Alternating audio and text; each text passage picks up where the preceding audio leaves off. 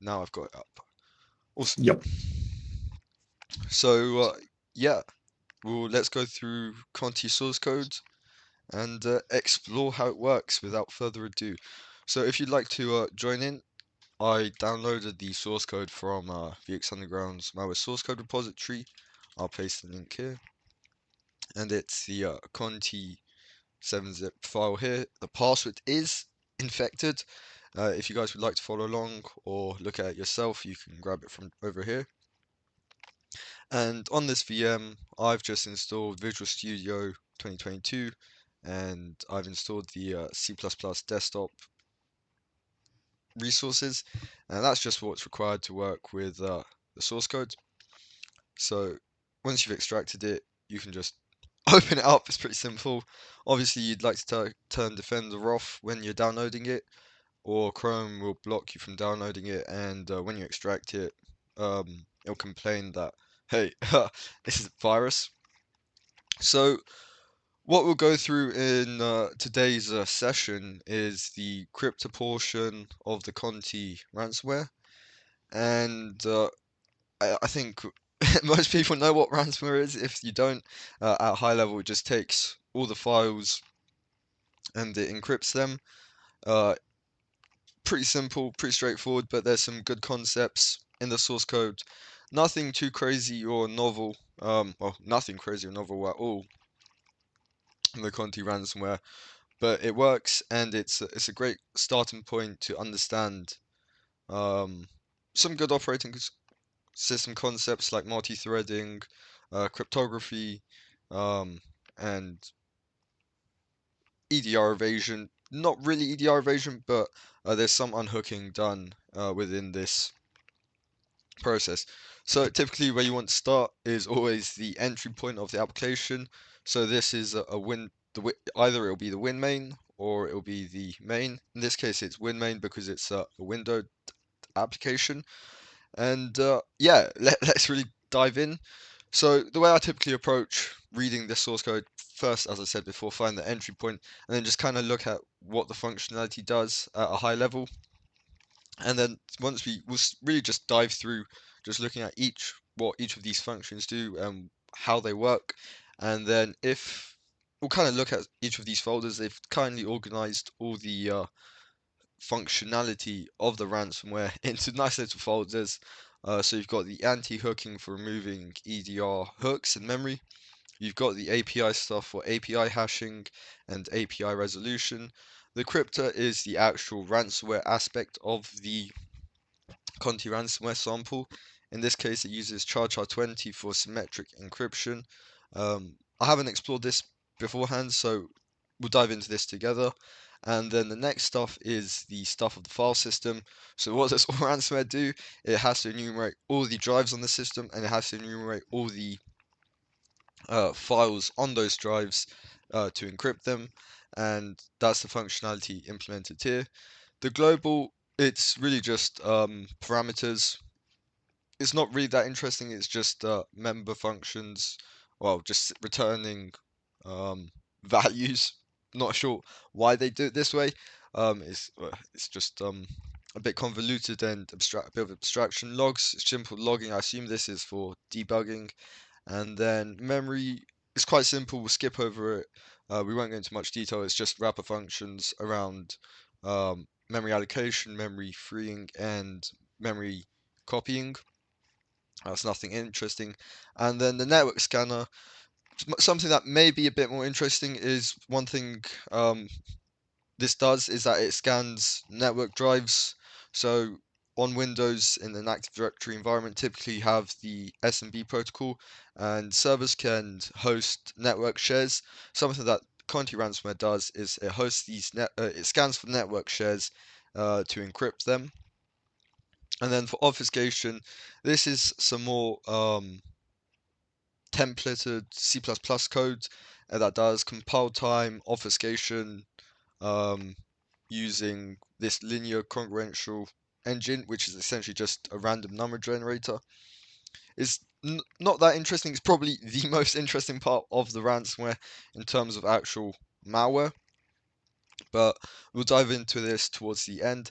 And then the proc killer stuff, it just very simply as it is, just kills processes. And the thread pool is something that helps to speed up the actual ransomware, and we'll dive into that probably quite early on, as that's how it does all the multi-threading, and it's really just a multi-threaded file encryptor, which ransomware really is. So let's start. So how does the ransomware typically start? The first thing we want to dive into is the get API module. So what does this do?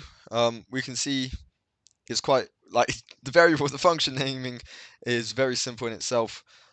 So we first get the address of kernel 30, the 32 DLL, and the way we do that is we iterate through the PEB module lists, and we check if the hash of the loaded modules in the module link list is equal to the kernel 32 DLL hash, and then this get hash base just hashes the Unicode string of the linked list in memory, which is stored in the PEB, and then once it finds the address of that, it returns the base address um, of the kernel 32.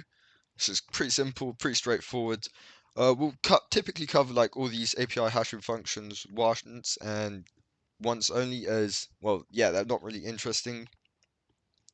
So once it's got the address of the kernel 32 module, it'll get the address of load library, and it'll do this so it can load other libraries it needs as dependencies. This is just simple API hashing. API hashing is so that we can avoid having those functions show up in our import address table, and that's something which is, helps avoid detection, as a lot of antivirus engines rely on import address table hashing to identify malware and classify it. So once we get the address of load library and kernel 32, it returns out of this. And another thing that it does, it has this API cache.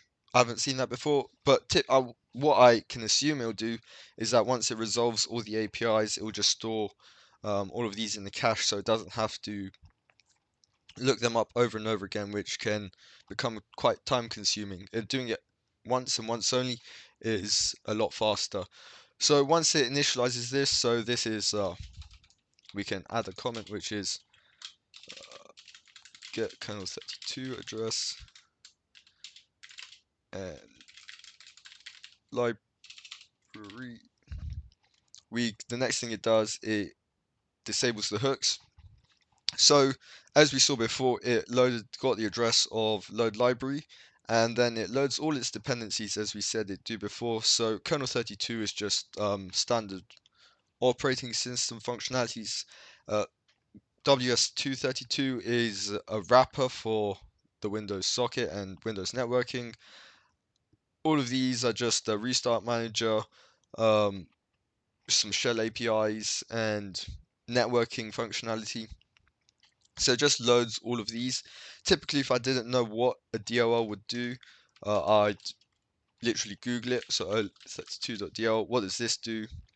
So it implements the COM library, and that just gives me an idea that down the line, there'll be some COM functionality that this ransomware uses. So, once it loads all of these libraries, the next thing it does, it has this generic function to remove the hooks within all of these libraries. So how does API hooking typically work? So say we have a function like NT-allocate virtual memory. So what the EDR would do, so it would take the address of this function, and it'd overwrite it to have like jump to an offset, which is an EDR controlled address. So it'd replace the function stub to the EDR stub, and then once it goes to the EDR stub, the EDR would do its analysis, um, and then it'd re-implement the function stub, and then it'd return back to the original address. So that's just function hooking at a high level. So to get around these EDR hooks in userland, what you can do is just unhook it, and we'll see how the Conti Ransomware sample does it. So as we can see, these are just defining some constants, and so the first thing it does, it gets the module file name of the module. So if we, yeah, so it gets this. So say for example, we have kernel32.dll, as we saw, passed back to this function. So if we have the handle to kernel32 here, and if we jump back to here, we get the module file name. So essentially what get module file name does, given this, the handle to the module, it'll pass the PEB, no, it'll pass the PE image of kernel32 DLL in memory. So it's got the address of kernel32, and it will essentially get where it's loaded from on disk. So that would typically be C Windows System 32 kernel32.dll, and then it stores this in this module real path. And then next step is to open a handle with read permissions to this kernel32 DLL image. Once it has that handle to the kernel32 DLL image, it gets the size, and next it creates the file mapping. So typically how a lot of ways you can unhook stuff is you first get file mapping, and then you map the file into your process address space, as we've seen here with read permissions. So now we have, so the kernel32 DLL that's hooked in our process address space has the EDR's hooks in it. If we load kernel32, or we open it from disk, we can refer to it with virtual addressing, which is a lot more simple than just reading the whole file and doing the offsets that way. So once we've mapped it into our process address space, what we can do here is essentially pass it as if it was, well, it is in our process address space. So we can just pass it to get the address, the opcodes, the unhooked function opcodes and information. So what we do, yeah, this is just normal PE passing. So it gets the relative virtual offset of given the, so we want to get the offset of the virtual address export directory table given the base address where the image was mapped into, and that's kind of really what this function does. It's just a bit of PE passing, and then once we get the number of exported functions using this, we can iterate through the name array for all so in a portable executable, you typically have the export directory, and within the export directory there is, it'd probably be better if I actually just pulled up pbear and showed you an example. Download, is this the, is this, there are no pre-compiled versions. I can install Choco. This is something maybe I should have done ahead of time. Oh well. But Choco. Oh, wrong one again here. Choco. Nope. Do Winget. You should have Winget on the system, right? Winget. Choco. Oh, yeah. No. You already have Winget, right? Yeah, So you I can do. just do Winget pbear. Is that PowerShell? Yep. Winget. Maybe it Oh exists. yeah. Winget. Ah, does it have it? Maybe. Let me check.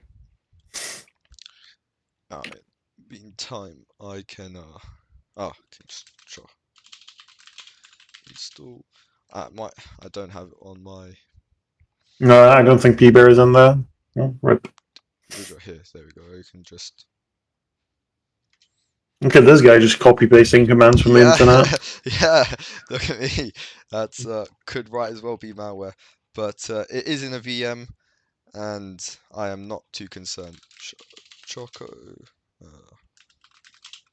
Yeah. Yeah, we can just stand.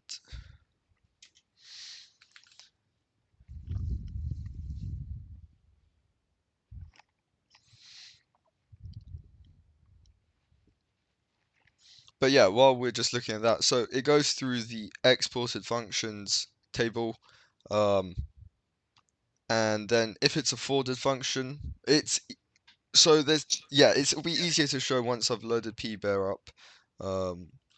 Yes, but yeah, if it's not a forwarded function, we'll skip over it. But if it isn't, who is speaking that I'm hearing an echo from? Oh shit, it might be me. I'm so sorry. I'm moving my mic. But yeah, if it's not a forwarded function, it'll unhook it. So the way it checks if it's hooked, the first one is E9. So what is E9? It's a relative jump, and then the other one is an absolute jump. So we can just do x86 disassembler just to have a look at what E9 is. Diffuse.ca? Uh, disassemble. Yeah, we can just do OXX.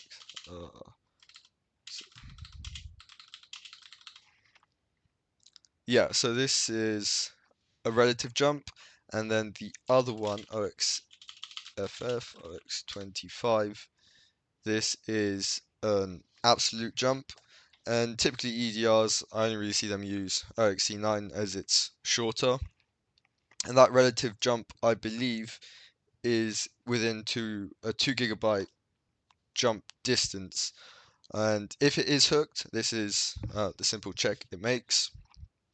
It will just take the original function information from the mapped image, and it'll replace it. And the way it does that, it just calls virtual protect and 64.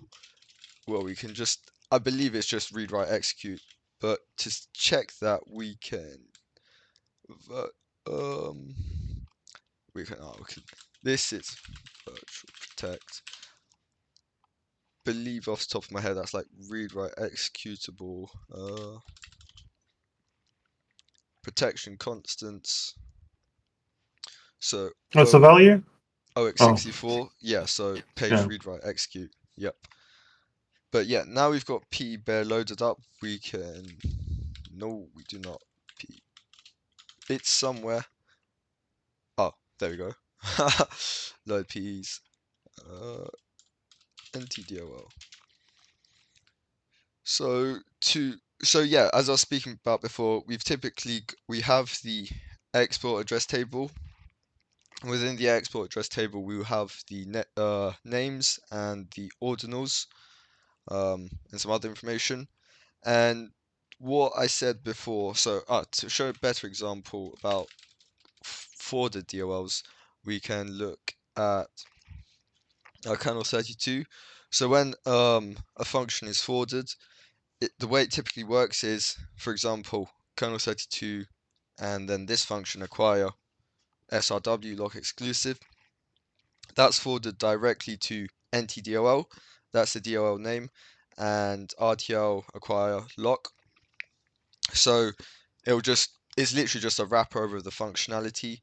And the way you can check if it's forwarded, as we'll see in code, is that it checks if it's got this dot in it, and that dot is literally just quite a simple check, is where this is the DOL that implements the functionality, and then that's the function name, and then it just checks if it's forwarded. So typically, on a separate point, when I'm doing API resolution, as we'll see later on, um, the most important thing to do when you're doing dynamic API resolution is to just get the address of get proc address, and then once you've got the address of get proc address, you can you can just reuse that to get the address of pretty much any other function you want, and avoid having to deal with the complexities of DOL forwarding or API sets like this.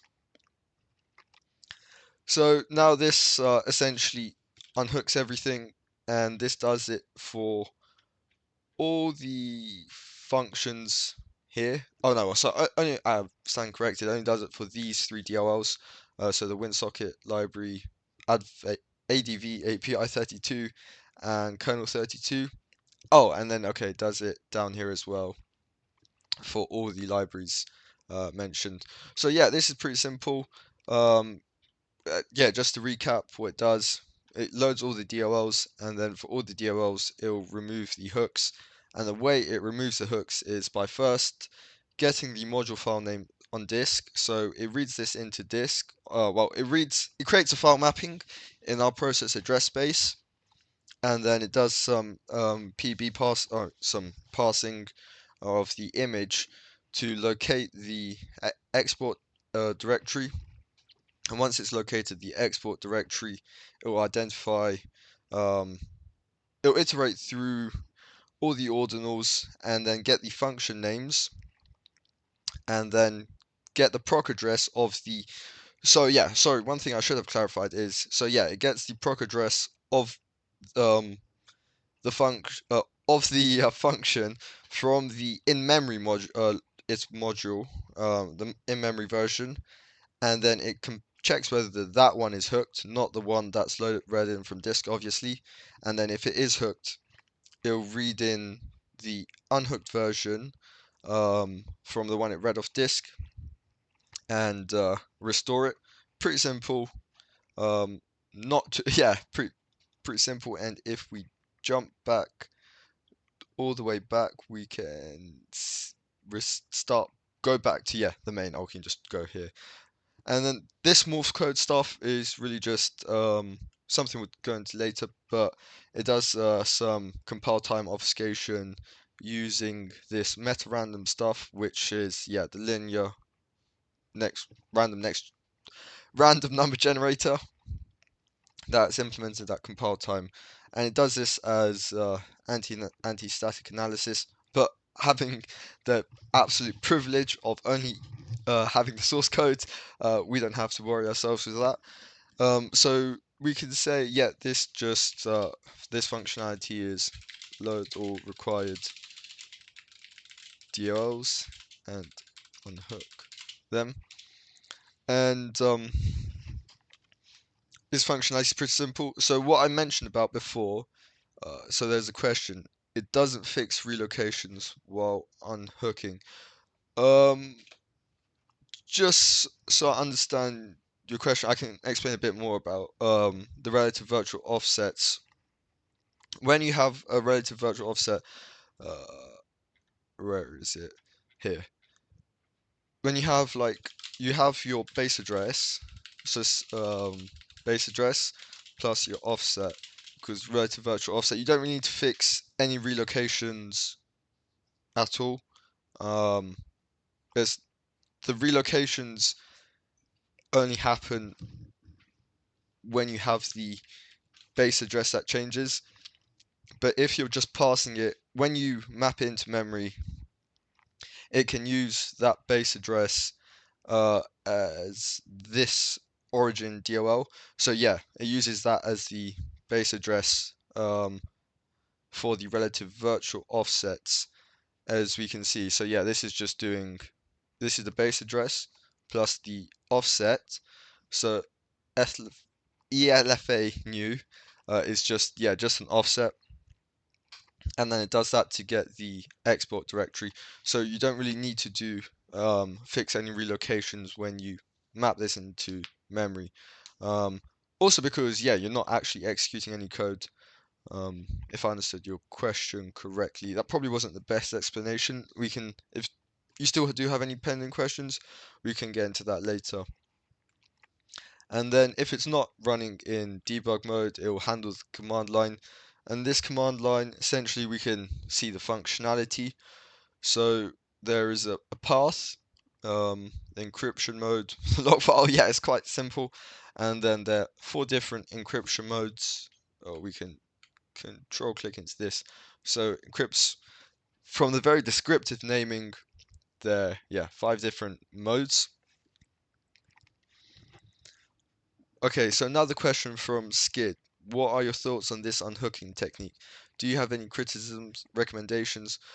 Yeah, I mean, it's simple, it works. Another approach as opposed to unhooking each function one by one is so a P image has different sections, and the section you're only really interested is the text section.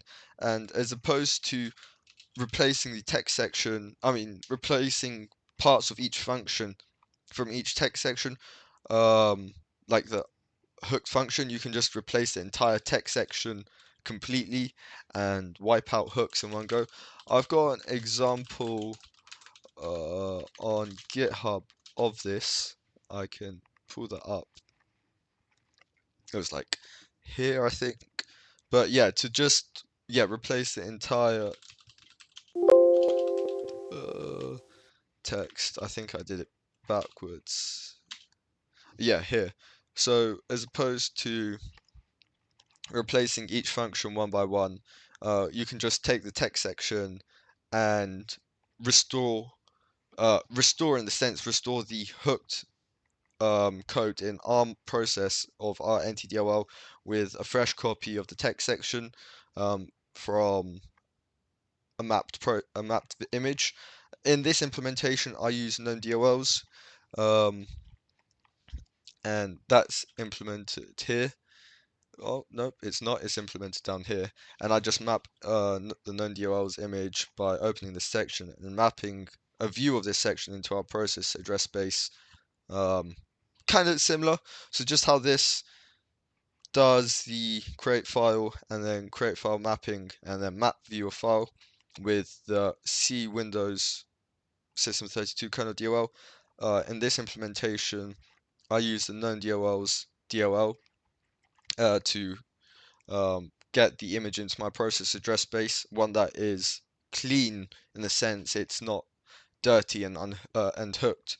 So yeah, we could replace pretty much um, this entire block of code with retrieve known DLL, and I'm 95% sure it'd work just as is. Um, and we could also replace uh, all of this code, all the way down to the end with this stuff. So with just all this stuff, we could also replace this with this. Um, I wouldn't say this is a great way to do it because when you virtual protect, even 64 bytes, you change the memory protections for an entire page. And you're doing this every time over every function. And if we look at the exports on NTDLL, that's 1,600 entries. So you're essentially calling virtual protect 1,600 times when it could have been made one or two times, which is pretty slow because each time you do virtual protect, obviously that calls NTDLL protect virtual memory, and that in itself is a syscall, which is a transition into kernel space.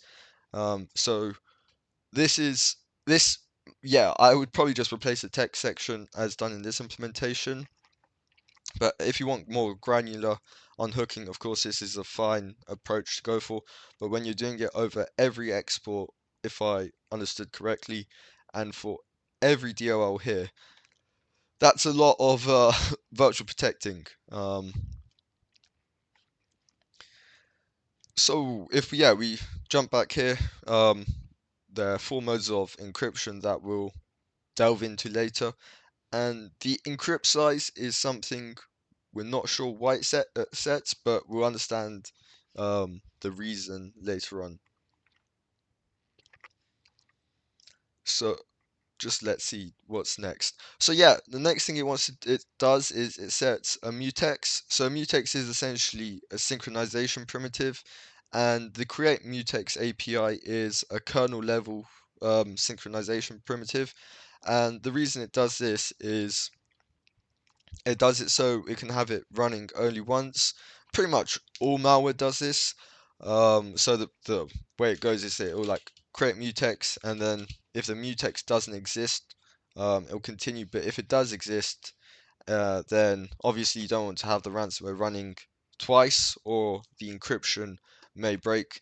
And for example, if you're encrypting two files at the same time, it may just completely ruin the file and make it unencryptable. And a lot of times you don't want your malware to be running more than once on a single machine, and that's why it has this mutex check. What this of a string does is essentially it's a compile time string obfuscation.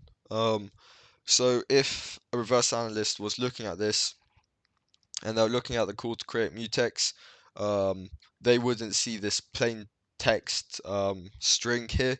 They'd see a series of obfuscated bytes. And yeah, this is just a simple mutex check. And then based on the different encrypt modes that were set during the command line passing, we've either got path encrypt, and then if it is equal to path encrypt, it will create a thread pool. So it creates a thread pool. Let's have a look at that. So it'll create a local thread pool and the thread count of 1. Uh, it stores this in the global thread pool information. Okay, thread pool info, and then initializes a critical section. So we previously looked at the mutex, another sort of synchronization primitive which is implemented in the user space level, I believe, which means that you don't have a transition into kernel space, which is faster, is a critical section. And we can look at the type of this. Okay, so it has a handle to the threads, the number of thread counts, the critical section, which is the synchronization primitive, and then the task list.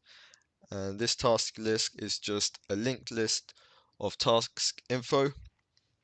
And what this looks like is it's a string to the path.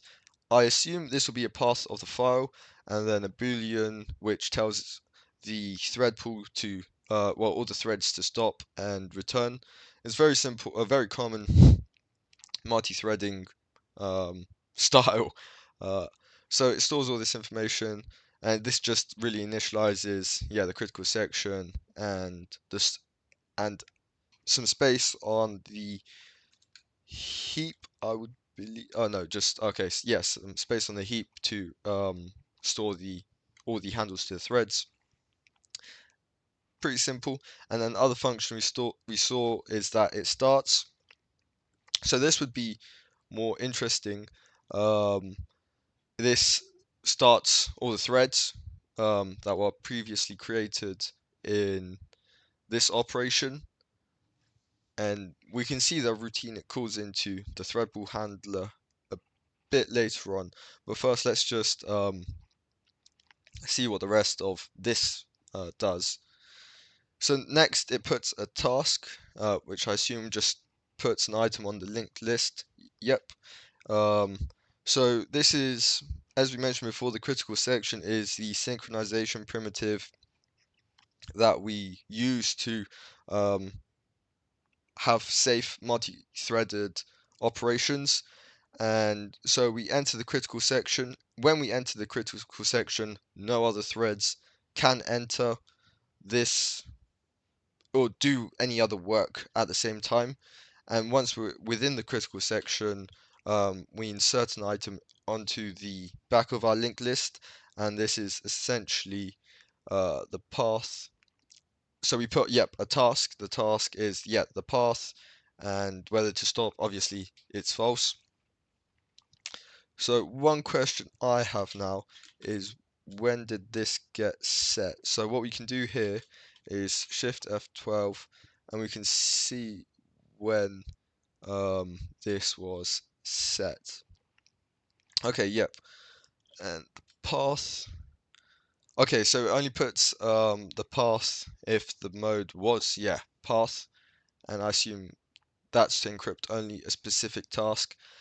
But if there wasn't a task, the question is, so if it was, oh, okay, if okay, no, this case would only be gone into when the encrypt mode was path encrypt, so that's when a path was passed into the command line parameters, and then it calls into this wait, and yep, this all okay, yeah. So it puts this final task,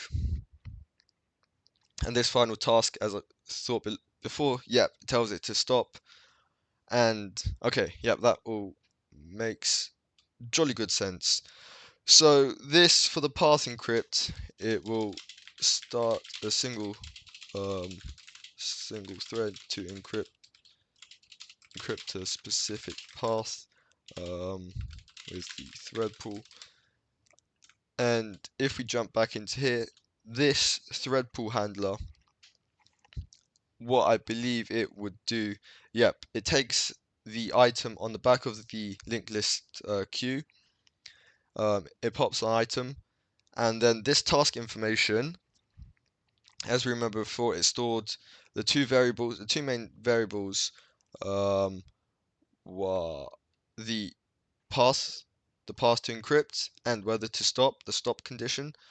So once we remove that, um, if the task is to stop, if we jump back here, as we remember here, it puts the final task, and the final task is to stop.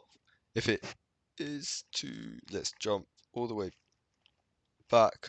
Let's refine ourselves here. So if it's to stop, then we stop. Else we search all the files in this path, and it's got a handle to the crypto provider, which we create here, the RSA public key, which it imports, and a buffer. So let's say, for example, I've never used MSDN. Oh, okay. Okay, so yeah, let's dive into this a bit more. So first thing we do is acquire context, and we store it in the crypto provider in this variable, and this is a variable it writes out to. And let's just look up. Okay, and that's for RSA and AES. Okay, and it verifies the context. So this is just common crypto initialization, so that we can use RSA and AES for encryption. And I assume this is so that we can actually do the more interesting thing, which is to import the public key um, into here, and that's so we can use this public key, as we'll probably likely see later on, to encrypt the symmetric key that we generate. So the way ransomware typically works with public, private, plus asymmetric. Um, so ransomware operators will generate a public-private key set. Private key. They'll store the public key in the ransomware, and then in the decryptor they'll store the private key. Oh no, that should be symmetric. And then typically for each file or for each directory, they'll generate a new symmetric key. And the reason they use symmetric cryptography for file encryption is that it's a lot faster than trying to use public-private key. And once they've generated that symmetric key, they'll encrypt it with the public key, so that only they can decrypt the encrypted symmetric key with their private key in their decryptor. I know we didn't say we'd look at the decryptor, but we can verify that, yeah, it reads the encrypted information, and um, well, we can look at it later. It'll make more sense later. But yeah, this is typically how ransomware works, with public-private key, and where it stores the public key, it imports it, and then it'll generate a symmetric key and use that symmetric key to encrypt the file. And then typically how they work is they append a bit of information to the end of the file, which stores the metadata about how the file's been encrypted.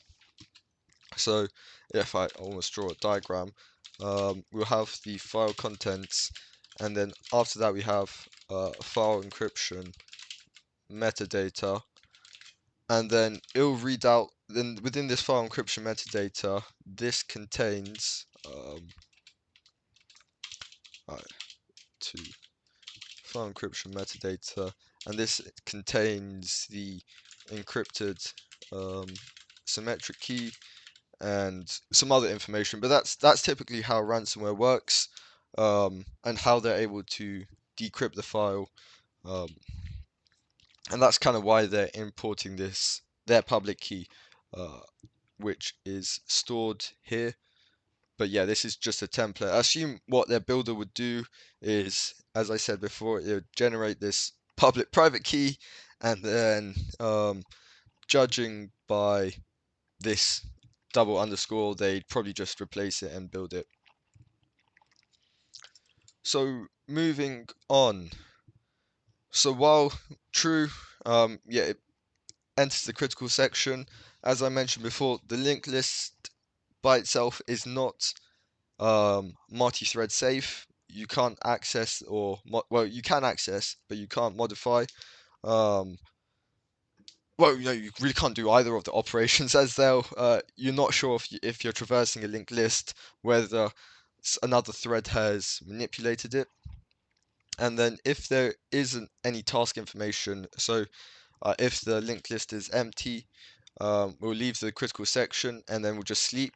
The reason why we sleep is, hey, someone else may send some information down the line, so let's not starve the CPU of resources, and let's just put our thread to sleep while other threads may do other things such as directory enumeration. So we're essentially waiting until we have um, the stop task. Yeah, the reason we don't do the if there is nothing left on the queue, why would we not just break? The main reason is that we've seen before, if we jump back to main, um, we put the task here. Wait, in this wait task, we put the final task, and the final task tells it to stop, and that's the synchronization model, how this works. All right, let's find where we were, where we are again. Okay, yep. Okay, so here we do the actual file searching, and is there anything else we do here? No, there is not. Okay, so what does it do once it has this path? So let's say we're running in this path encrypt mode where we're given a specific path. We'll search all the files recursively, or sorry, I'd assume, or some way it enumerate all the files within that directory, and it takes a handle to the cryptographic provider, the public key, and the buffer. And this buffer size is 524, a big number. I'm not too sure, but let's see if this is set any. Well, it wouldn't be because it's a const, but yeah, it gets a handle to this obscenely large buffer. I'm just going to take a second to read some questions. At Potato, would you still like me? Can you explain again when it uses a public and private key and when it uses symmetric cryptography? Okay, I can explain it one more time. Um, so we have the encryptor public key. We store the public key, and then for each file, so I'm assuming right now for each file, we generate a symmetric key, and then public key is asymmetric crypto, and then this obviously the char 20 is yeah, just to triple check, char 20 is symmetric, so it is, and then for each symmetric, and then all the encrypt the file with symmetric key, and using public key encrypt symmetric key, and then the decryptor it stores the private key, and it uses this to decrypt the symmetric key associated. It decrypts the symmetric key associated with the specific file, so it can restore the information. Does that answer your question and explain it? Are are you guys still with me? Is any issues with latency or lag? Awesome. I think it's on my side. That is truly unfortunate at this time. So now we've covered the cryptography. Let's look at how it searches the files. So to get to this state, we've essentially, as we've said before, um, back here we create the thread pool, we start the thread pool, and we put the first task, and the first task is the path. The path is what's specified in the command line for the path encrypt mode. So I assume it's like something like pc encrypt me, please. And that's the path that's set in here, and that's put in as the first task. Where were we before? And now we're here. The task info path contains, likely contains this path. And now uh, the goal is to, yeah, enumerate all the files in this directory. And the way you'll do that is we get the start directory, and as I mentioned before, we've got the cryptographic provider we set up, the RSA key we imported, as I mentioned before, the public-private cryptography, and then this obscenely large buffer it allocates, which I am unsure of what it is for. But we'll hopefully see later on now what it is for. So here it creates another linked list, and this is of directory. The information it stores, the data type is a W string of directory, and let's see what it does there. So it initializes it, which is just if it's a macro. Okay, yeah, it's nothing fancy. And then this is just a new directory info as we saw before. And then this is just normal linked list stuff. If you don't understand linked list, guys, I just recommend you go do some leak codes or or pick up a book on algorithms and data structures. But I really don't want to explain a linked list, but essentially you have the head. We can just look at this information. A linked list is essentially the data and then a pointer to the next node. So it'll be like linked list, and it'll store the directory and then pointer, and then this pointer points to the next one and the next one and so on. It's very simple data structure. It's very simple. It's like an array. The difference is that there's no constant time indexing, but the benefit of a linked list over an array is that a linked list can be of infinite size, with memory constraints, among other things. So this just, while the linked list is not empty, we know it isn't empty as we put the start directory at the tail of the linked list. So this essentially will probably pop the item off the back of the queue and enumerate it. As we see here, it takes the item off the queue. It makes a search mask. We'll look at what this does in a bit. Drop instruction. Okay, so this, we'll look at that in just a second. And then it finds the first file using the search mask we create, and it'll do some operations. So it first checks if the file it identifies is either a dot or a dot dot. So if I just pull up this cd dot or cd dot dot, and here's a better example.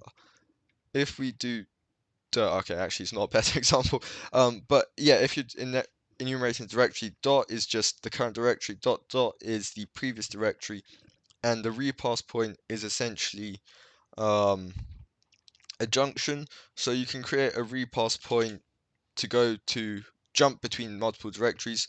So if it is either of these, the current directory, the previous directory, or a repass point or slash junction, we'll just continue.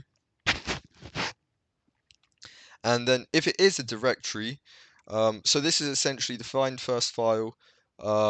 Just we'll look at in a bit more detail in just a second. We just want to cover like the main logic. So if it is a directory and we hit this check, which is check directory. So what this check directory function does is it will just check if it's in any of these blacklists. So we obviously don't want to encrypt any files, or we don't want to enumerate these directories. So if it's any of these directories, we have no interest in enumerating. Um, so we'll skip over it. And then if we pass all those checks, so it's not either the current directory, the previous directory, not a repass point, not one of the blacklisted directories, but it is a directory, then we'll make a new directory info structure. We'll store the directory information and we'll queue it to the linked list. However, if it is a file, so the file attributes is of type file attribute. Well, if it's not a directory, the only other option is that it's a file. And if it is a file, we'll first check the file name. We'll jump back to that function in a second. We'll store this path as we saw on the this previously here, and then we'll go ahead and encrypt it. So diving back into this check file name, it's just like this check directory, but instead of checking for these directory paths, we'll check if the extension of the file is not an executable, a DOL, a link, a system driver, an MSI installer, the README text file, the Conti log, or a batch script. That's because you typically don't want to encrypt any of these, as it's not really useful. And so yeah, you don't want to encrypt the executables because then you have a chance of breaking a lot of stuff, and obviously you can waste a lot of time just encrypting kind of all of these things. The readme.txt, as we saw before, and I will get to here. There was. If we jump back, here, drop instruction, we can see this is where it drops the readme.txt onto disk, and the readme.txt, obviously, as you've always seen, like in all the ransomware movies, it'll store like the readme.txt, and it'll I'm get the I'm sorry, Rad. The what?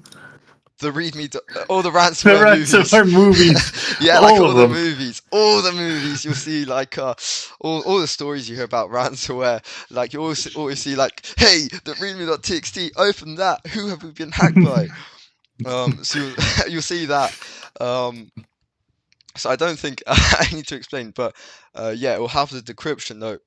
And typically that'll say something like, hey, you've been hacked by a Conti Ransomware group, contact us at this Tor address or this Onion address, and you've got to pay us infinite Bitcoin, or you'll never get your files back. So it stores that, as we can see, the decryption note. And it's using this style of double underscore, variable name, double underscore, and my main assumption for that is that it uses a builder, and this builder essentially will just go ahead and replace those variables with like specific instructions per build. And then it does some more stuff here. Let's try understand. Oh no, this is in. Oh no, this is the crypto.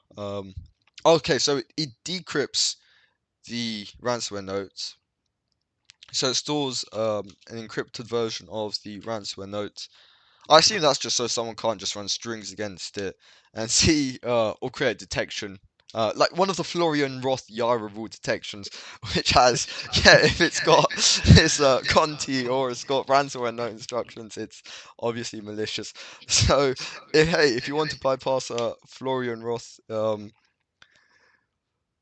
detection as ransomware, just encrypt your ransomware notes.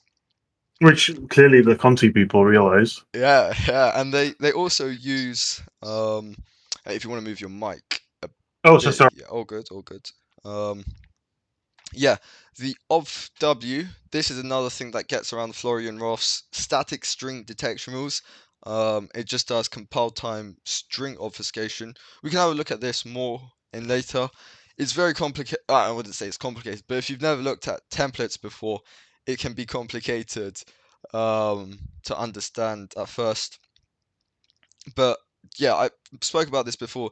But given this wide string, um, so something, yeah, if you haven't used Windows, done any Windows program before, so you've typically got two types of strings. You've got .exes, I mean ASCII strings, which are stored as char, and then you've got wide char strings.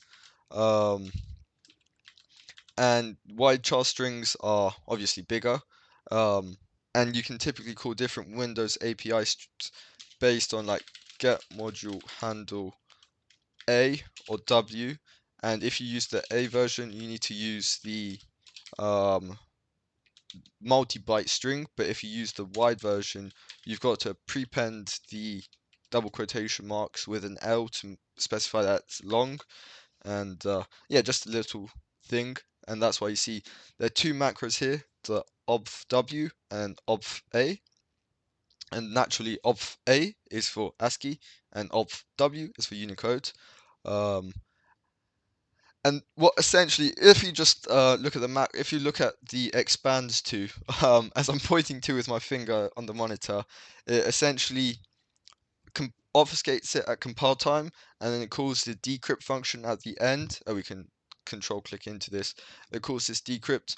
So when you're accessing this, it will be the decrypted version as opposed to the encrypted version, even though it's obfuscated at compile time. It's great stuff. I really recommend. Um, if you can understand templates and this stuff, you have a great time. We can save a conversation towards the end about compile time obfuscation. I know Brit loves has a lot to say about it and a lot to say about obfuscation, but we can save that for the end and jump back to the search file stuff. So yeah, so if it's a directory, we remember that it inserts it into the linked list, and then if it's a file, then it'll go ahead and encrypt it. The actual ransomware stuff. Are you guys feeling the excitement like I am? Finally cracked down after control clicking into so many places. We're finally at the actual ransomware portion. And here the file information. Let's have a look at what this file information is. So it's the file name, a handle to the file size, which is stored as a long, which is a mistake I've actually seen other people not make. If you store it as just uh, D word, I believe a D word a. Let me just see the size of that. Yeah, if you store it as a D word, I think the max file size you can get is only 2 gigabytes, and that does lead to issues, which ransomware has done in the past. If you will see just shortly, um, we will see shortly, something that really excites me when ransomware make mistake is get file size. Yes, they're using get file size X, which is correct. If you see ransomware using get file size, that is a mistake, as the max size you can get for get file size is 2 gigabytes. I'm not sure, does it say it here? No, it's not. But yeah, that is a mistake. It makes me really excited. I'm happy. I don't know if I'm happy or unhappy to see them not make this mistake. Um, but that's nice to see. So yeah, given this file information and this obscenely large buffer, if we remember it allocated back here, something like 5 something bytes, the cryptographic provider and the public key, they're all given as inputs. Before I dive into this, does anyone have any questions about the material we've covered so far? Really quickly, Rad. The reason it's not saying that it caps out at 2 gig is because the return type is a D word, right? It's a double word. Yep, yep. So, and you're counting in bytes, so there's no way to Yeah, express yeah. anything like this would be the maximum value, anyways. Yeah, yeah, it's a caveat. If you Google get file size ransomware 2 GB, um I bet there's something where there's a Oh, bug. I'm Yeah, sure. yeah. I am certain that there's samples out there encrypting the first 2 gigs of large files and Yeah, then just not being able to do the rest. yeah. So if you guys remember earlier, we said symmetric. Okay, yeah, just yep. So no other questions. I'm happy to dive into the actual file encryption. Um, so yep, the first thing we did, if we remember, we've got the public private key, and then we use the public key to encrypt the symmetric private key. I assume that's what the first thing we do is okay, gen key. Um, and this generates a symmetric key. It sets up the context, the IV. Yep. So creates a symmetric key as we see here, and then it sets up a random IV, and it stores it in the file information, and then it encrypts. Oh yes, as we can see here, I was on the money, and it does encrypt the symmetric key with the public key by calling encrypt, and it stores this here. And what I believe they will do later on, which I might probably am right, is that they'll store this um, entire encrypted key or some other information that includes this encrypted key at the end of the file. Um, so let's go back. Yeah, so it generates the symmetric key, generate symmetric key, and encrypt it with public key, symmetric key, and IV. And then it opens a handle to the file, um, gets the file attributes. Okay, let's see what this does here. So yeah, okay, so if the first thing it checks, if the attributes on the file are read-only, then we set the file attributes to negate the read-only, and this is with the XOR operator, very nicely done. And then it opens a handle to this file,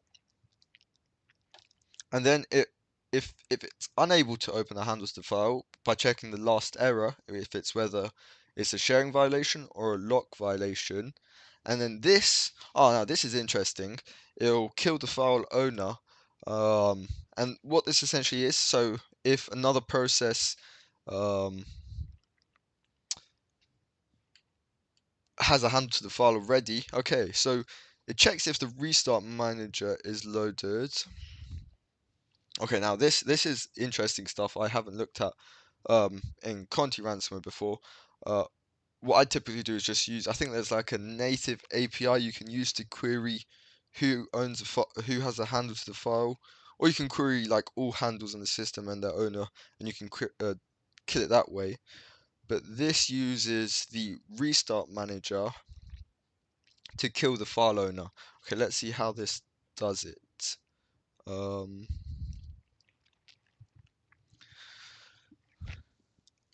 let's just start I setting. don't I don't remember if there's an actual API to get the specifically the processes that have a handle to a file.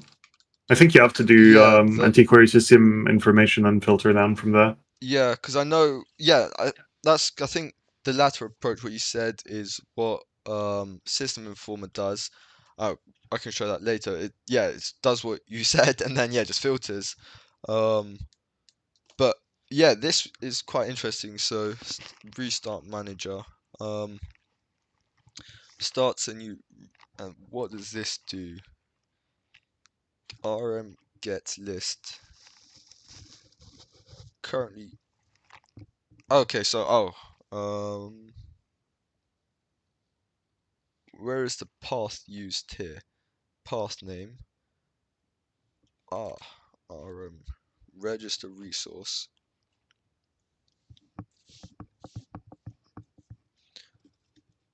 Oh, so it looks like it registers um, an application or service, for fakes that by specifying a path name, um, and then ends the session, and in doing so, it kind of kills. Does it kill all the files, all the applications that have a handle to it? That is kind of what this looks like it's doing.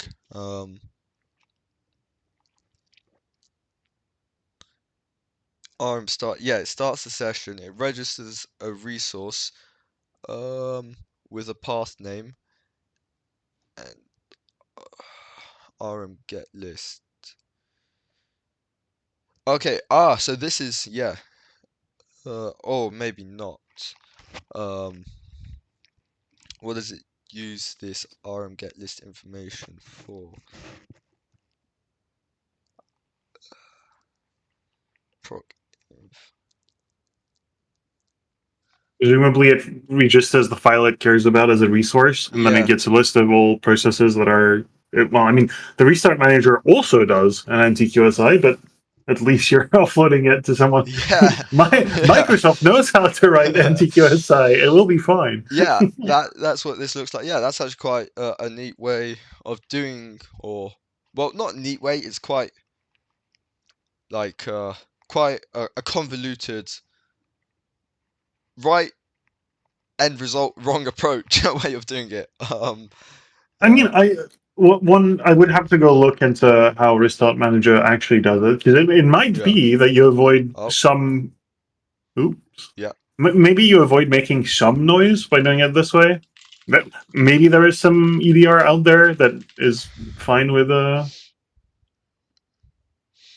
Yeah. with you doing Restart Manager, and it's not fine with you doing um, anti-query system information. Although that would be kind of crazy. Oh, yeah. I mean, okay. Now this, yeah, this is a bit more explanatory. It shuts down backup services using the restart manager.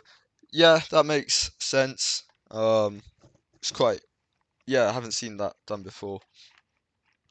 Oh, yeah, I definitely want to look into that, how that works later on. That's pretty cool. That's probably, yeah, the first cool thing I've seen this do today. Yeah. So yeah, that's so if it's locked or it's just showing violation, it uses the restart manager, which is, yeah, quite cool, to kill any file owners, and then it will open a handle to it and gets the file size, sets it in the file size information.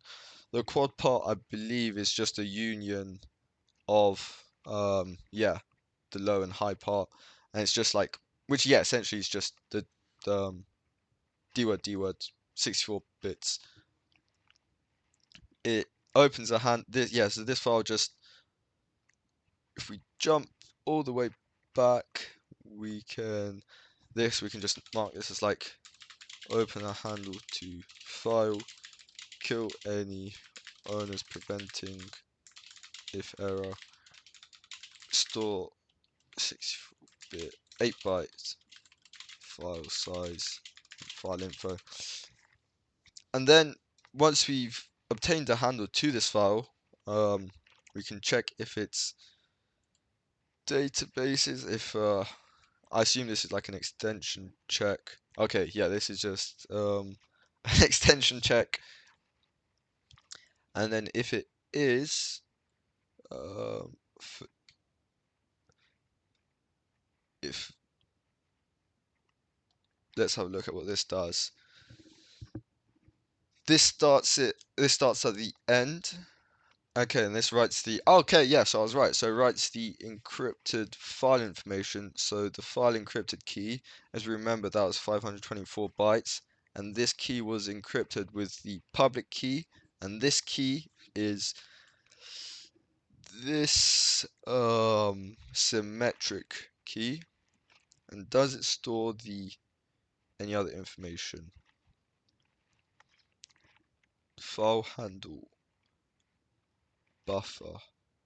Right key for file buffer. Oh no, it's the file size. Okay. Oh, okay. Yep. So this buffer, the first part is the encrypt mode, as we saw earlier. So full encrypt. Um, and then the second parameter is data percent, 0%. Yeah. So it sets all this. Yeah, it just sets this at the end of the file. And then, okay, so if it's that successful, and then it'll encrypt the entire file. And finally, the actual ransomware stuff. So we store the file size, which is, yeah, the long. We store the total read. We start at 0, so this starts at the bytes left, which is the total file size. And then the buffer size, where was this set? Oh yeah, this obscenely large uh, bits to bytes. Okay, so bytes and kilobytes. I think that's nope, kilobytes. 655 kilobytes. Okay. So that's 655 kilobytes. Where were we again? So yeah, here. So if the bytes left is bigger than 655 kilobytes, then we'll just encrypt 655 kilobytes, else we'll encrypt bytes left. And then it reads in bytes to read, stores it in bytes read. Oh no, the number of bytes read is stored in bytes read, and we store that in this buffer. The buffer, oh yeah, this buffer we finally see being used is the one that was allocated um, quite a while ago. So it allocates that single big 655 kilobyte buffer, and then it crypts those bytes with this crypt context, and this context was set up when the file information was set up as well, and this stores the IV. Oh no, okay, no, that's completely separate. But yeah, it stores. Yeah, wait, let me just check. Shift F12. Yeah, that was back here. Yeah, when we generated the key, we stored, yeah, in the script context. Okay. And then once we encrypt those bytes, we set the file pointer to the offset, which is minus bytes read. So say if we're at 1,000 and we read like 400 bytes, we're at 600, um, and then we write it back out. Yeah, so it does it chunk by chunk, and it writes the fully encrypted thing to disk. Let's okay, yeah, that's simple. And yeah, so that is the encryption portion for this, I believe so. And one thing I realized we didn't cover back here is the actual file mask. So make the search mask. It just takes the directory. So if it was like C rad, and then it'll just append this. It checks if this is the last character is this, and if it's not, well, if it is, then it'll just append that. Else it'll append forward slash wildcard. So now we're back here. We've dived into the encrypt. Okay, we've done it if it's a database, and I assume this virtual machine checked. Yep, it's just VHI, VHD, VMDK, common stuff, and then it'll encrypt that. And then this, okay, here we see it does encrypt partly, which is more interesting. Just before I dive into that, are there any questions? So there was a question by Gamma7021. Are there any pros and cons doing partial encryption of a file versus full encryption? Sure. So for some stuff, like a database where things can be partially recovered, such as records and tables, it seems that ransomware tend to encrypt the entire thing. However, for virtual machines, where if you encrypt, yeah, partly like 20% of a virtual machine, you're never going to be able to restore it as like it's it's a lot harder to get information back, and it's more so about stopping breaking day-to-day activity as opposed to um, destroying or encrypting records. So typically ransomware will encrypt valuable things such as databases fully, and less so valuable information that's harder to recover or not as important to encrypt partially, such as, yeah, the VM files. And if we're going to encrypt partly, uh, what did it say here? Case 20. Um, yeah, so it does picks a step size based on the 20%, also based on the file size. So first thing it does, where is the part size? Yeah, so it takes the file size, it divides it by 100, and then multiplies it by 7. So it does it as 7 chunks, and takes the step size, which is the part size, times 3/2. So, okay, yeah, that kind of makes sense. So it splits the file into like 7 pieces, um, and then the step size, which is how many, like, if you divide 100 by 7, you get, 12, like 12 point something, I think, or 13. And then you take 12 or times 3, so 36. You essentially put a step size, so if it's like, for example, be 100 minus 36 over 2, and that would be 64, 32. So the step size, I think, would be 32, where the file is 13. So what I think it would do is something like every 13 plus 32 plus 13, where 32 is what it skips, but we can verify that later down here. So it starts at the step size. So okay, so it starts at like plus 13, um, and it sets the file pointer to 13, and then reads in the bytes, um, encrypts it, and then sets the file pointer to where after it's been encrypted, and writes it.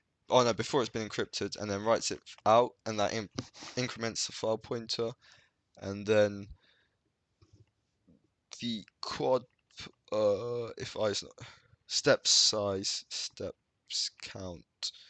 Where is the steps count used here? No, that is not used. But step size.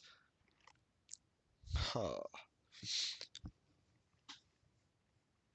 Wait. Let me just have a look, because I think I am not following the step size and part size here. Does this? Oh no. Okay, sorry. Yeah, the offset is incremented. Okay. Yeah. Okay. Yeah. So it sets the quad part uh to the step size every time it increments it after writing the data back out. Okay. So that's how it does this partial file encryption. Obviously, hard coded based on the data percents. Um, if we jump back, okay, we can jump back all the way to here. And if it's not a database or a virtual machine, and the file size is less than 1 MB, then it encrypts the full thing. If it's less than 5 MB, it does a header encrypt. Encrypt mode. Um, what is that encrypt mode? Does just do absolutely nothing. It doesn't make a difference. Okay, and partly encrypt. Else, if it's larger than I believe 5 MB off the top of my head, that's what. Or no, I think that's not. That. Yeah, that's not 5. If it's not that size in file size is bytes, then it'll partly encrypt. Get encrypt size. G encrypt size.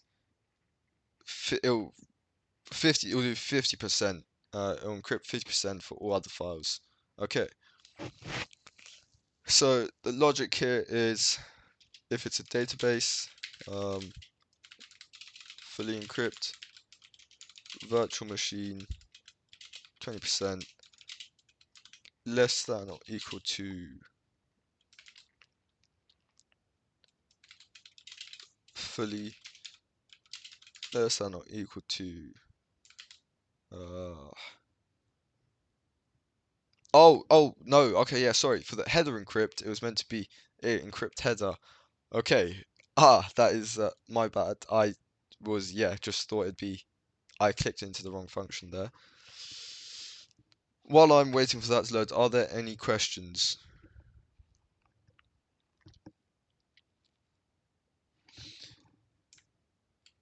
No questions? Okay, this is not we can encrypt find files, find all, encrypt header. So what does this do? Okay, so it only encrypts the first. Okay, it only encrypts the first 1054 bytes. Um, First three, and that was for.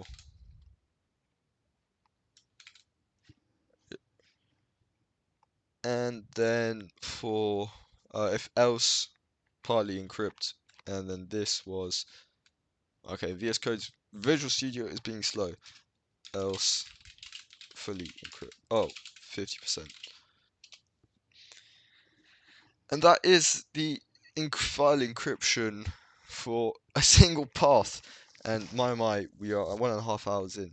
If you like, I can speed it up. If you like the current pace, I'm happy to go on for a bit more.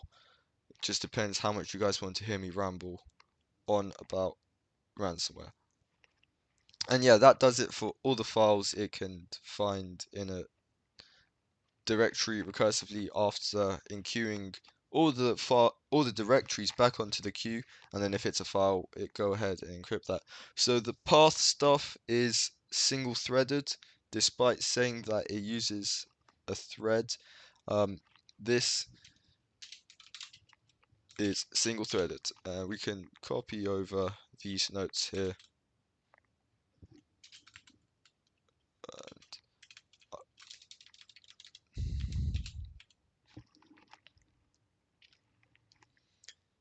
And the other note is uses restart manager, was it? Um, Yep.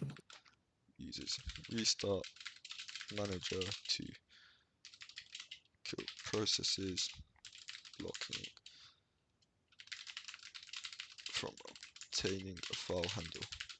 Yeah, so that is how it does the path encryption. Pretty exciting. And obviously, as I said before, after it's put all these tasks and wait, okay, Visual Studio is not being slow. Let me reopen it.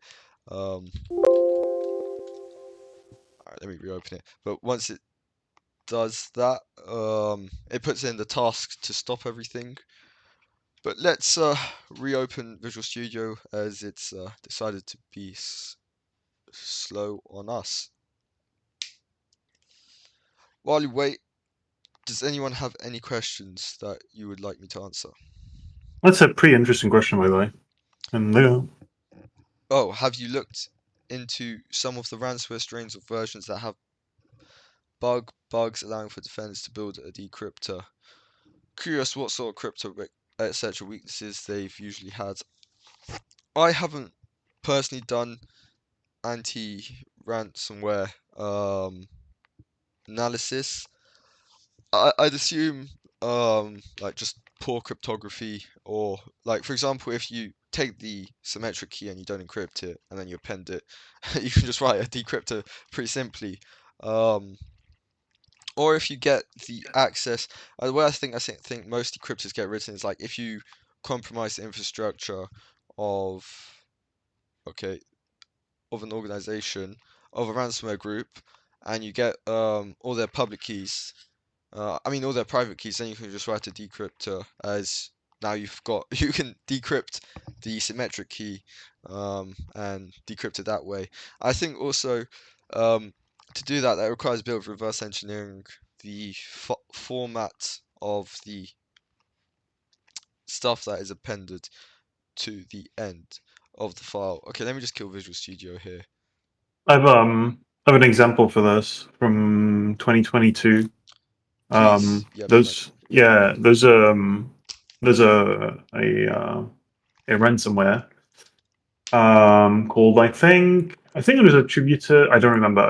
It has some stupid name, some like Black Bastard or some stupid thing like that. Doesn't really matter.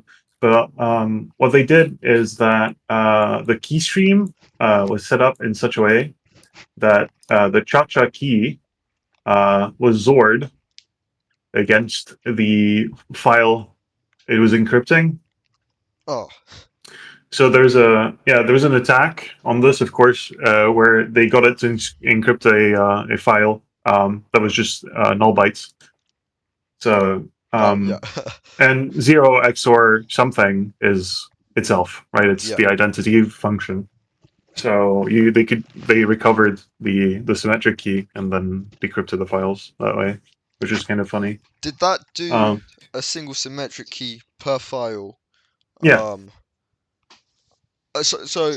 but they recover the symmetric key for that file, and Well, it was a single key for all files, right? oh, Single okay, symmetric sure, key for all sure, files. yeah, okay, It's just it's depending on the machine that you're on, right? It's a yeah, function of some hardware ID stuff.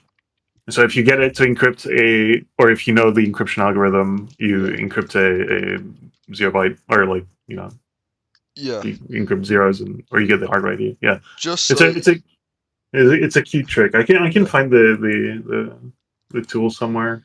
yeah. Just so I understood you, yeah. That wouldn't work though if they did what Conti's doing, which is a single symmetric key per file, right? Yeah, essentially, yeah. Yeah, awesome.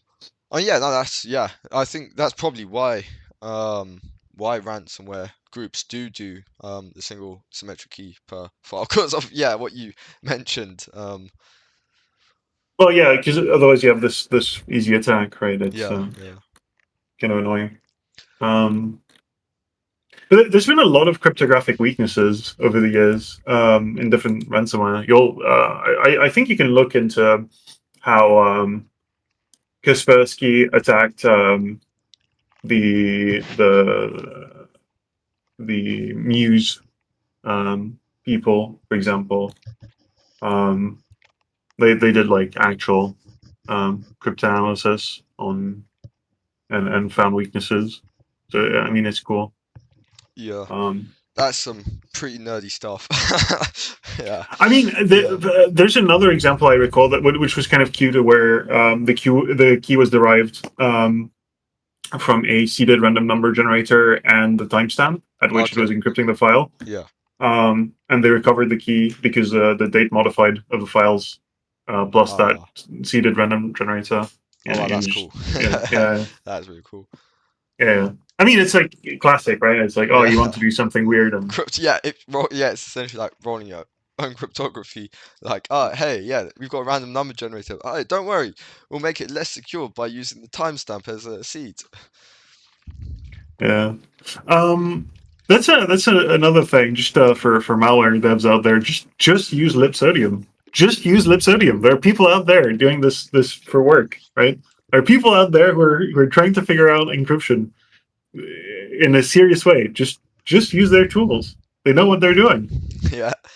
Yeah, I think some ransomware groups have, yeah, literally just linked to crypto libraries. I think that one of the downsides of that, though, like one of the big ones like Libsodium is that, yeah, you're linking a massive DOL, Yeah, of course you don't want to ship like fucking 5 megabytes. Yeah, 5 megabytes of crypto library, but yeah, I mean just showing their implementation, you know. yeah. But yeah, so the next part is the multi-threading. Um, so it's pretty, from what I know about multi-threading and ransomware, um, what I assume is it'll be very similar to this. We can dive into it. So yeah, first thing it does, it gets the system information, and if it's all encryption, then it takes the number of processes, else it takes number of processes times 2, and that uses that for the thread count for the pool, and then it creates this thread pool. Um, and if we remember, this is just initializes the critical section and stores the thread count, the tail, the linked list, and then it starts this thread pool on this thread pool handler, which we've dived into before. And once it's started that, if the mode is all encrypt and network encrypt, then it'll start a network thread pool, and it'll start this. Now, okay, let's follow this because we've looked at the local thread pool functionality. Now let's look at the network thread pool functionality. Um, Thread pool ID. If it's a network thread pool, we get the network thread pool information. Let's just look at what this does to create it. All the same. Oh yeah, all the same stuff. And it will starts on this thread pool handler, but this is the same one. Actually, maybe up in thread pool info. Yep, nope, it's the exact same. There is this network functionality somewhere. I can't remember, where is it? Global network scanner. Maybe we can work backwards to see where it's. Oh, let me just do Shift F12.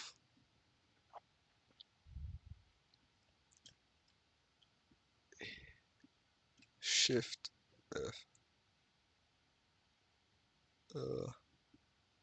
Uh, okay, so it does the actual networking. Okay, so that's down here. Um, so this just starts the thread pool, normal thread pool handler. Okay, yep. So it starts the thread pool handler, and then if you remember, this just pops an item off the linked list and encrypts that. But the actual network scanning implementation is, where was it? It's, yeah, down here. If the mode is network encrypt, then it starts this network scanner, and now this is where it uses the WSA stuff that we saw it loading the library for. So this is the standard initialization of the Windows socket stuff. It gets the current IP address, gets the host name, stores it in the host entry, get host by name. So yeah, this gets the and then once it's done that, it creates an IOCP completion port. Um, it creates 3 linked lists, a subnet list, host list, and a connection list. First thing it does, it gets the subnets. It does that by getting the network table for the system. This is just a common pattern where you allocate the table size um, and then get it again. So we can see table size is 0. This will obviously fail. Well, no, this wouldn't fail. This would set the table size to something like however many bytes it needs to allocate, however many bytes it needs. Then it reallocates this buffer. It stores it in this net table, and then for each entry, we will queue the subnet if it's either begins in one of these 4 internal network address ranges. And for each subnet, put it in. For each subnet info,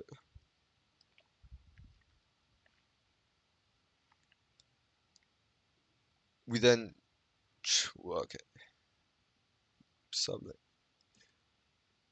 One second, let me just. Okay, so it tries to resolve this first, and then it puts it in to this subnet list linked list. So this, yeah, enumerates all the subnets and does like a network scan of them. Let me just have a look, just make sure I'm understanding that correctly.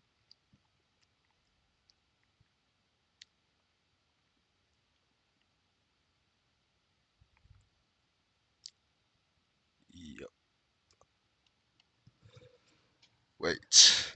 Let me just have a look at what this function does. Returns. Or, well, the structure of this table. Um, DW.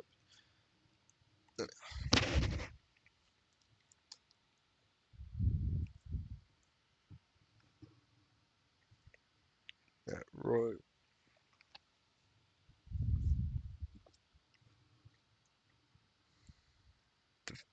Yeah, okay, the IPv4 address.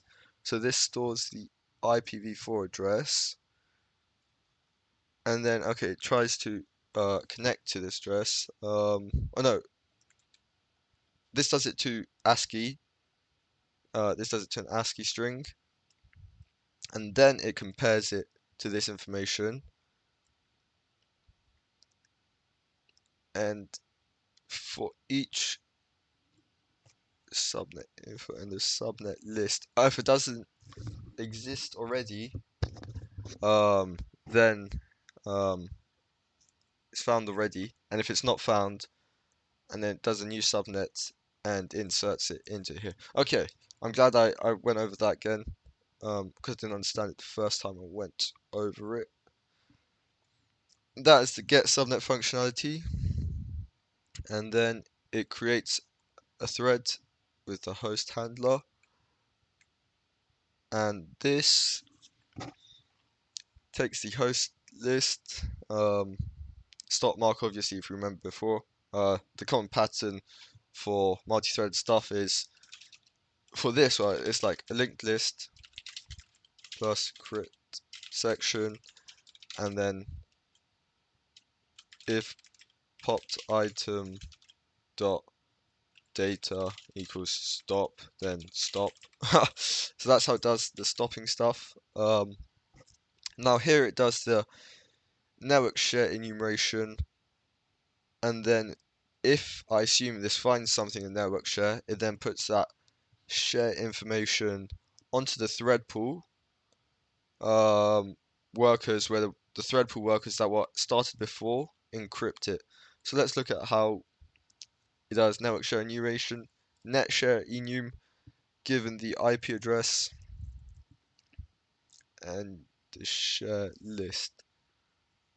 Okay, yeah, the share list is just a linked list, and it checks whether the type is distree, S-type special, or S-type temporary. Let me have a quick Google. Disk drive. S-type special. It's not special. IPC and temporary. Not persisted. Okay.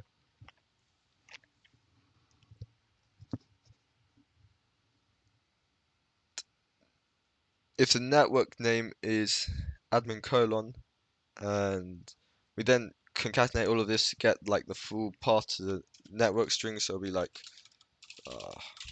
like IP and then colon. Oh, we've a lot more backslashes. We like for IP the network name. Oh yeah, and then it finds the share and then inserts it and then just yeah frees the buffer.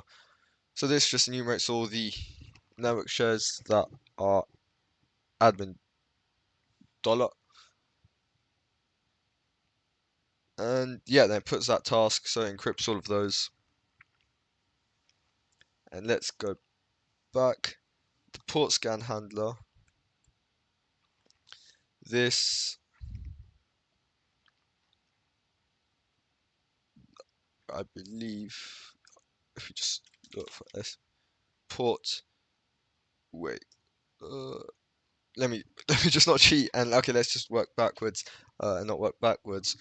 So it scans, uses the completion ports, creates this host table. What does this do? Oh, this just enumerates all the IP addresses in the range. So in like a 192.168.0.1, you can do from 1 to 255. That's what it does here, and it sets the fourth byte, so the last byte, this one, to one of these 125 values, and then it tries to connect to them, opens a connection to that, and if it's not able to do that, then it continues. If it is able to do that,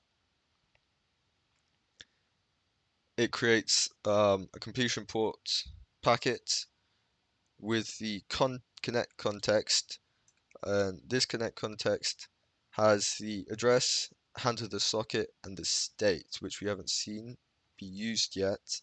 Oh, the state is not connected. Okay, connected, not connected, connecting. And then somewhere else, this state would be updated to connected or connecting. So this essentially does what socket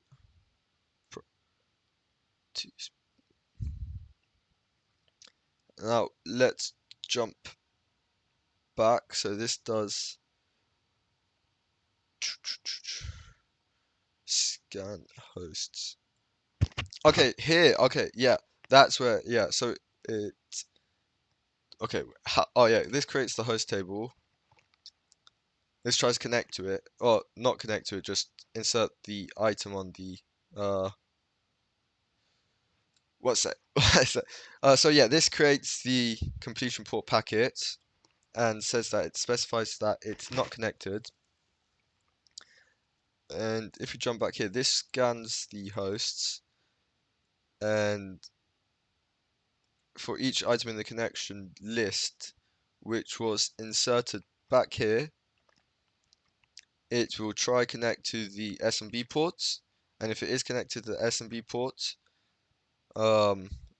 it specifies add host with the address and inserts this into the ghost list. Um, and if it's we specify that active operations is plus plus, and the state is connecting. And now this state is updated. And now if we jump back, and here, if it's the connect completion key, which we saw it get set to here, this is when we, okay, let me just clarify something with completion ports. When we put an item, a packet on the completion port, that's with create IO completion port, and we can take the packet off with get queue completion status, and then if it's this, um, then we decrement it and then complete. We complete the connection and update the state connected and then add the host.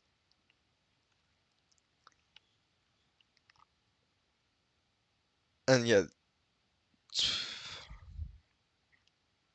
okay, so essentially what this entire function does, it enumerates all the subnets, and it looks for open SMB ports and it puts them onto the list, uh, the port scan thread.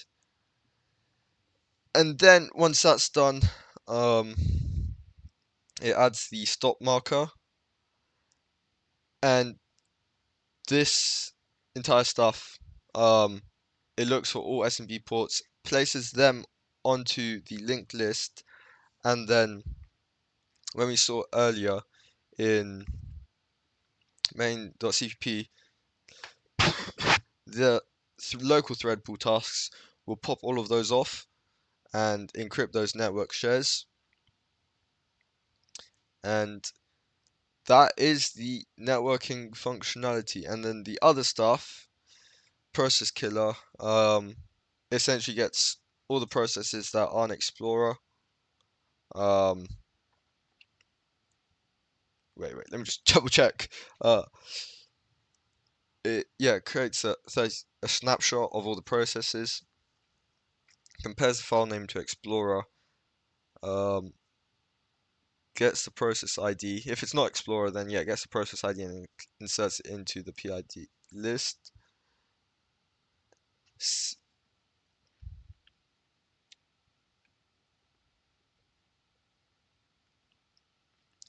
And here it deletes the shadow copies, and it does that with com. As we can see, we remember it loaded the OLE32 and OLE64. And yeah, I was discussing earlier, as we saw, some comments are in Russian, some comments are in English. This just seems like a paste or someone else's code, as it's documented completely differently. So this just creates an instance to an improc com server of the iWebBem locator. Oh no, yeah.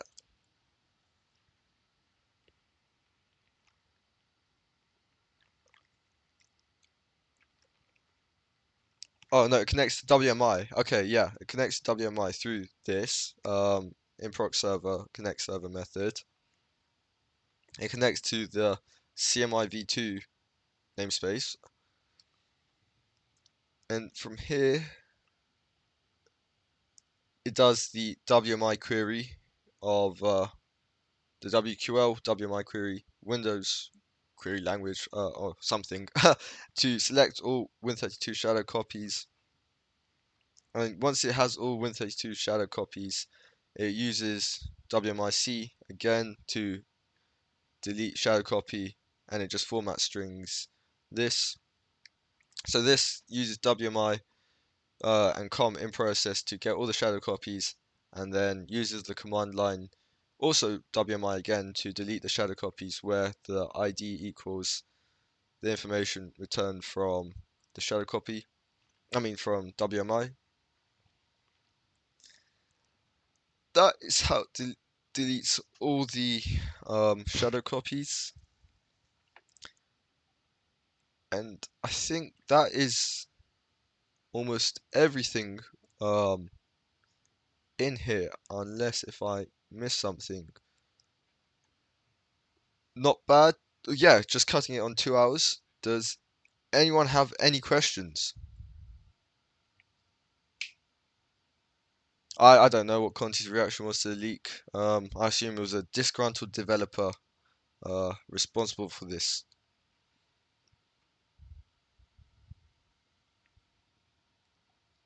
Gee, maybe Moivy next. Um, I mean, to be honest, would I have done anything differently? Uh, yeah, I just wouldn't have had my ransomware run when the EDR drivers were running. Something EDRs do is that they'll have honeypot files.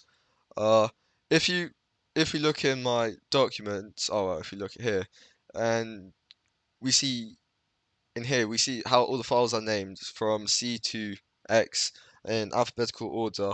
Something EDRs do is they'll have honeypot files. So if we create like a new folder with like dollar dollar, this file gets shown first. So in find first file W.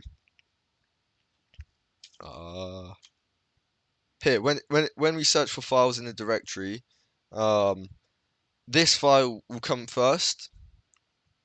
And as this file comes first, if we have a bunch of fake files here, um, and the ransomware encrypts it, we can from a mini filter driver monitor for this, and if it does, then we can just kill the process as well. Frankly, nothing should be touching these files. We can obviously add in heuristic measures to see what's changed to the file, like to the entropy of the file or whatnot. So something you could have done here is like skip a file if it's hidden. Something, yeah, these EDR vendors typically have these files as hidden. So what you could do is like hidden apply. So it's not visible to a normal user, but to a ransomware, um, this would show up. So that's the first thing. And then secondly, I'd have ransomware run before the Win32 case system was initialized. Because ransomware always operates like typically how ransomware goes is for Windows Active Directory is that they'll obtain DA privileges and then like use a GPO to deploy the ransomware across the organization. So it runs its admin privileges. What I do is probably have it run as before Win32 case system in it, and that'd be with boot execute. If you saw my previous project, I did uh, boot execute EDR. Here, this allows applications which have only NTDOL dependencies and the NT process startup as the entry point to run before the Win32k system in it as system. What this means is that ransomware essentially could run before EDR drivers have an opportunity to even load, and it opens up a whole nother floodgate of not being protected because now you have an opportunity to not even care if there's like honeypot files, you can just encrypt an entire system. What that takes on EDR vendors is to be more aggressive with changes to those registry keys. There's frankly no real. Well, someone did at CrowdStrike did say that you'll be surprised how many, or you'll be frightened to hear how many companies set that registry key. But I'm sure they can do a better job there. Like for example, requiring those registry keys or the entries to only be signed, or using an ELAM driver that runs before um, boot execute to go through those registry keys and do some parsing of the file properties present and preventing ransomware or any malicious uh, entries from being there. There's no reason for unsigned code to run that early, right? Yeah, it's insanely powerful. Like people don't understand. Like I'd almost argue that it's at some aspects of it are almost as powerful as a driver. Like it's yeah, it's incredibly privileged. And yeah, there's no reason, yeah, unsigned code should ever be running there. Yeah, absolutely never. I think if we're on the topic of things to do differently, one of the things you mentioned, their unhooking is kind of insane. Yeah, yes, Um, yeah, in the sense that it's not done sanely, not in the sense that it's any good. yeah. Um, They do like for NTDL itself, they literally do 1,632 virtual Mutex, which is yeah ridiculous. Wait. it doesn't, yeah, it doesn't open a file, a map of the file for every file only once. But yeah, this virtual protect stuff down here for every function is a bit crazy. You can just replace the text section and be done with it.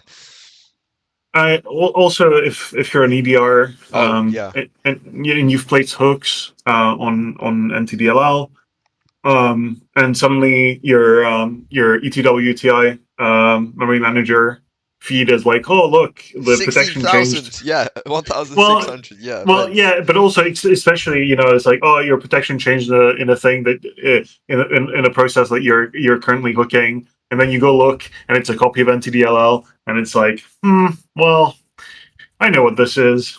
Yeah, Like that's probably not great. Um, yeah, I don't know. That some of that is kind of insane. I mean, code quality wise, I mean, it's terrible. standard. Yeah, Yeah, standard fare for malware. Like, there's nothing to say there. yeah. I'm not surprised. I personally have things to say about the approach to obfuscation. Um, but presumably they have post-build tools or pre-build tools happening because they need to replace constants in the Yeah, in the binary. So maybe we just don't have a full picture. I don't know. I have not seen a Conti sample in a I long time. I think it's only the this stuff that's for obfuscation, this morph code stuff, which I assume does Yeah, some like makes it harder to do register analysis, something like that. Um, all done at compile time. I assume it generates a random number and then does some yeah. arithmetic to make it look, yeah, like it's obfuscation. That's all random and force inlined, yeah. So you think like a variable's doing like something that it's not, and you're like, what the fuck? And they just Get insert that a all over the place. I think Skid is asking a really good question, which is how would you go about writing detections for this? If you're into maldev, that obviously should be the question you're asking yourself always. Yeah, It's like what are people doing to detect the things I've made? How can I avoid those?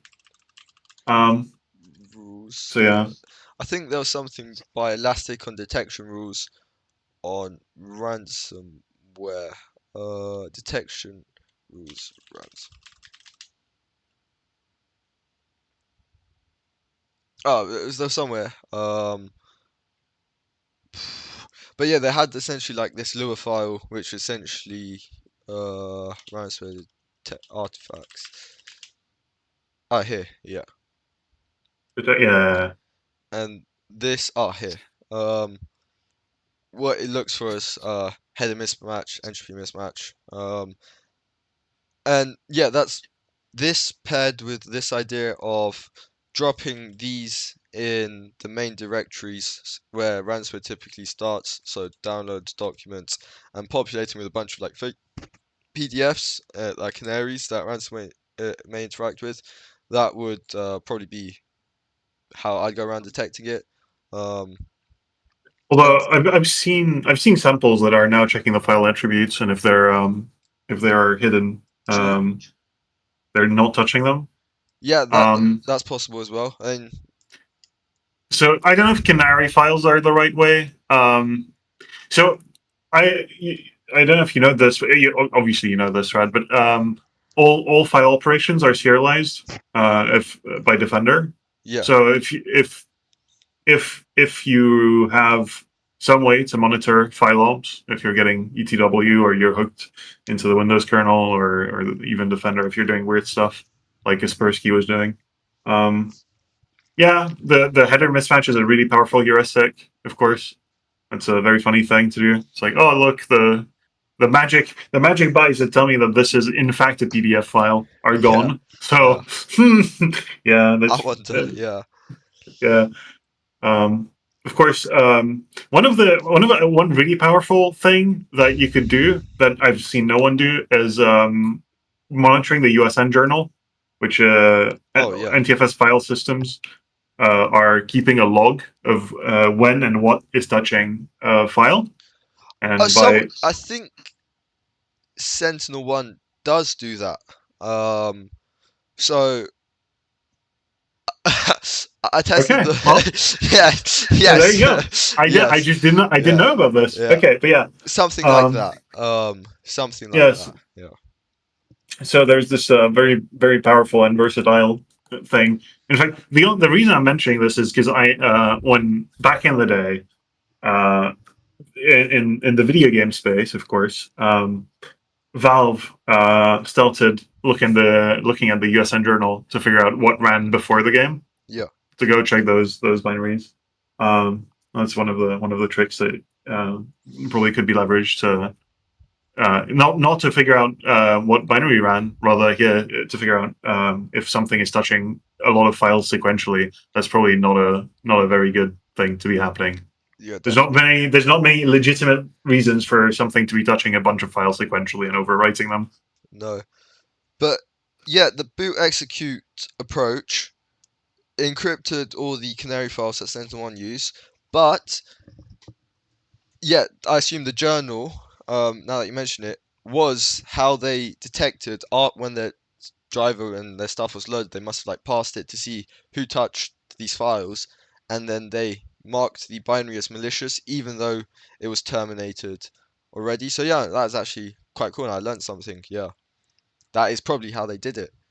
Um, Well, I mean, it's one of the ways. There's a multiple different sources of information that you can use yeah, um, to figure that out.